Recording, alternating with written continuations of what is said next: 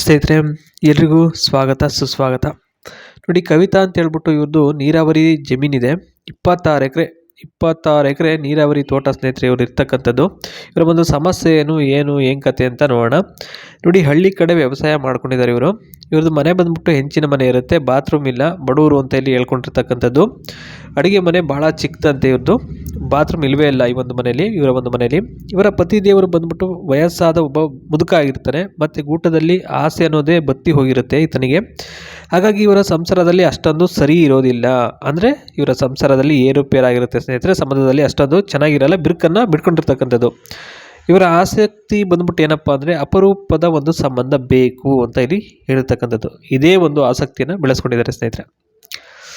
ಇನ್ನು ನೆಕ್ಸ್ಟ್ ಒಂದು ಬಡತನದ ಬಗ್ಗೆ ಒಂದಿಷ್ಟು ಮಾಹಿತಿನ ಕೊಟ್ಟಿರ್ತಕ್ಕಂಥದ್ದು. ಅದರಲ್ಲಿ ಮೊದಲನೇದಾಗಿ, ಬಡತನದ ಜೀವನ ಸಾಕಾಗಿದೆ, ಬಟ್ಟೆ ಬದಲಿಸಲು ಸಹ ಮನೆಯಲ್ಲಿ ಒಂದು ರೂಮ್ ಕೂಡ ಇಲ್ಲ, ವಯಸ್ಸಾದ ಗಂಡನನ್ನು ಕಟ್ಕೊಂಡು ಬದುಕಲ್ಲಿ ಸುಖ ಇಲ್ಲದೆ ಬೇಸರ ತಂದಿದೆ. ಆದರೆ ನೀರಾವರಿ ತೋಟ ಇದೆ, ಖರ್ಚು ಮಾಡಲ್ಲ, ಮತ್ತು ಕೆಲಸನೂ ಮಾಡೋಕ್ಕೆ ಆಗದೆ ಯಾವಾಗಲೂ ಮಲಗಿರ್ತಾನೆ ಅಂತ ಇಲ್ಲಿ ಹೇಳ್ತಕ್ಕಂಥದ್ದು. ಅಂದರೆ ಸ್ನೇಹಿತರೆ, ಜೀವನದಲ್ಲಿ ಯಾರಿಗೆ ಒಂದು ಗುರಿ ಇರಲ್ವೋ, ಮತ್ತು ಯಾರಿಗೆ ಒಂದು ಸಂಸಾರ ನಡೆಸಲು ಆಸಕ್ತಿ ಇರಲ್ವೋ, ಅವ್ರು ಮಾತ್ರ ಇಂಥ ಒಂದು ಕೆಲಸನ ಮಾಡ್ತಾರೆ ಅಂತಕ್ಕಂಥದ್ದು ನಾನು ಇಲ್ಲಿ ಹೇಳೋದಕ್ಕೆ ಇಷ್ಟಪಡ್ತೀನಿ. ಮುದುಕನಿಗೆ ವಯಸ್ಸು ಅತಿಯಾಗಿದೆ, ಅದಕ್ಕೆ ಅದು ಮೇಲಕ್ಕೆ ಹೇಳ್ತೀನಿ, ಒಂದು ಎಬ್ಬರಿಸಿ ಸೋತು ಸುಣ್ಣ ಆಗ್ಬಿಟ್ಟಿದ್ದೀನಿ ಅಂತ ಇಲ್ಲಿ ಹೇಳಿರ್ತಕ್ಕಂಥದ್ದು. ಎಂತಹ ಸಂಬಂಧ ಬೇಕು ಅನ್ನೋದ್ರ ಬಗ್ಗೆ ಇಲ್ಲಿ ಮಾಹಿತಿನ ಕೊಟ್ಟಿದ್ದಾರೆ ನೋಡ್ಬೋದು. ಅದರಲ್ಲಿ ಮೊದಲನೇದಾಗಿ, ಆಸ್ತಿ ತೋಟ ಯಾವುದು ಬೇಕಾಗಿಲ್ಲ, ಕೇವಲ ಆಸೆ ಇದ್ರೆ ಸಾಕು, ಸುಳ್ಳು ಪಳ್ಳು ಹೇಳುವರು ಆದರೆ ಮೊದಲೇ ಬೇಡವೇ ಬೇಡ ಕಣಪ್ಪ ಅಂತ ಇಲ್ಲಿ ಹೇಳಿರ್ತಕ್ಕಂಥದ್ದು. ಏಕೆ ಅಂತಂದರೆ, ಅವರು ಅನುಭವಿಸುವವರಿಗೆ ಒಂದು ರೀತಿ ಇದ್ದು ಅದಾದ ನಂತರ ಒಂದು ರೀತಿ ಇರ್ತಾರೆ. ಅಂದರೆ ಅನುಭವಿಸೋವರೆಗೂ ಒಂದು ರೀತಿ ಇದ್ಬಿಟ್ಟು ಸುಖ ಅನುಭವಿಸಾದ್ಮೇಲೆ ಇನ್ನೊಂದು ರೀತಿ ಇರ್ತಾರೆ ಅಂತ.